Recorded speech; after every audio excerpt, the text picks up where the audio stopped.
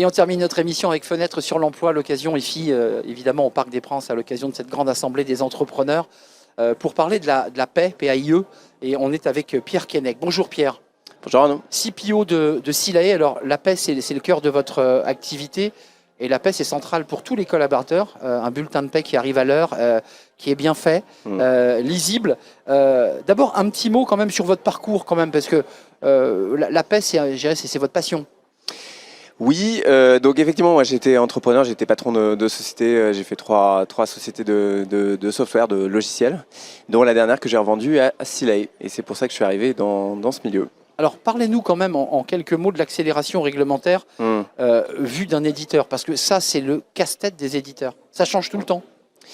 Oui, effectivement, donc la paye c'est un secteur qui est effectivement en permanence en changement, en modification. Il y a, nous on évalue en gros à 6000 modifications non triviales par an à passer. On fait Silae donc une version tous les mardis. Donc c'est vraiment un rythme et un calendrier, puisque vous avez de la loi, vous avez le légal, vous avez le conventionnel, c'est-à-dire les secteurs français, donc une boulangerie, un marin-pêcheur, c'est des cas de paix très différents. Et donc vous avez en fait vraiment tout ce changement, tout ça. Il y a énormément de choses et il y a énormément de choses qui continuent à arriver. Vous allez avoir la transparence salariale, il va y avoir le fait générateur. Donc il y a toujours chaque année finalement 1 à 2 changements majeurs, plus, comme je disais, 6000 choses qui arrivent et qui modifient. Donc c'est un secteur assez chaud. C'est pour ça, Pierre, que quand vous entendez le mot simplification, j'imagine qu'il doit sonner à votre oreille, parce que ça mériterait tout de même une simplification. Enfin, j'imagine que vous partagez cette idée.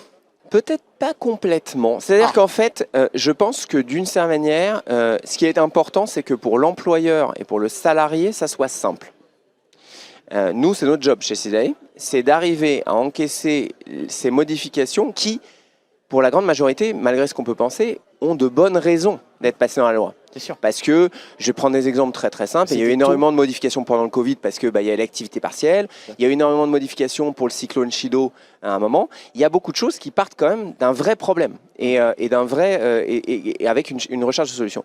Ce qui est par contre important, c'est de garantir que pour l'employeur, devant toutes ces modifications, ces choses et autres, et pour le salarié, que ce soit le plus simple possible. Et ça, c'est clé pour la compétitivité des entreprises. Ce qui m'amène à la transition et qui est importante, c'est que la paye, c'est un outil de rétention. Je veux dire, des coefficients, des taux qui sont mal gérés, des coefficients en retraite, enfin tous les sujets que vous adressez qui ne sont pas traités, ça a des conséquences directes aussi sur la vie du salarié.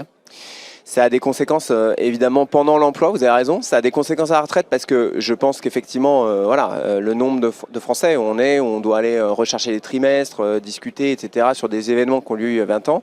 Donc, on voit qu'effectivement, c'est extrêmement central pour les Français d'être payés juste à l'heure, etc.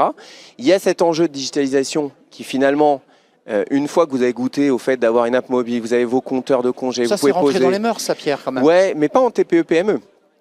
Historiquement, c'est quelque chose qui est un grand truc de grand groupe, de TI. Et effectivement, avec Silae, donc nous, on a introduit il y a 2 ans et demi une suite, on va dire RH, à destination des TPE-PME, souvent des entreprises qui n'ont pas de DRH, donc qui n'ont pas de service RH. Donc elles externalisent leur paye. Et le patron, il n'a pas envie d'y passer 1000 ans. Il a envie de quelque chose qui lui garantit que quand il y a l'URSSAF, quand il y a l'inspection du travail, il sort les docs. Et ben c'est bon. Ouais, et ça veut dire les visites médicales qui sont faites, ça veut dire les entretiens professionnels. Toutes ces choses-là qui peuvent aussi pour beaucoup de patrons pas être très connues, parce qu'on ne va pas se mentir, c'est pas la joie de chacun de se maintenir à jour sur du droit social. Et donc nous, notre but, c'est d'encaisser cette complexité et de dire, quand vous avez MySilae, en fait, vous êtes conforme. Un dernier mot sur l'IA et l'automatisation, parce qu'on voit que l'IA est entrée partout dans tous les secteurs, et j'imagine un peu plus encore dans la paye. C'est un outil essentiel pour vous aujourd'hui ? Ouais, c'est un outil essentiel.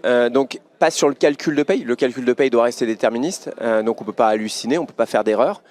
Néanmoins, il y a énormément de choses, je dirais, qui s'inscrivent dans le fait qu'on réduit la charge cognitive de tout le monde.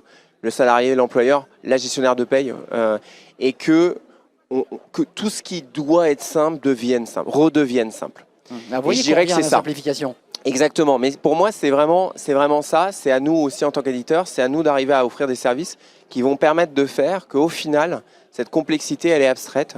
Un salarié pose ses congés, il n'a pas besoin de savoir qu'il est à Mayotte, il y a telle règle, il y a machin, il fait tel type de métier.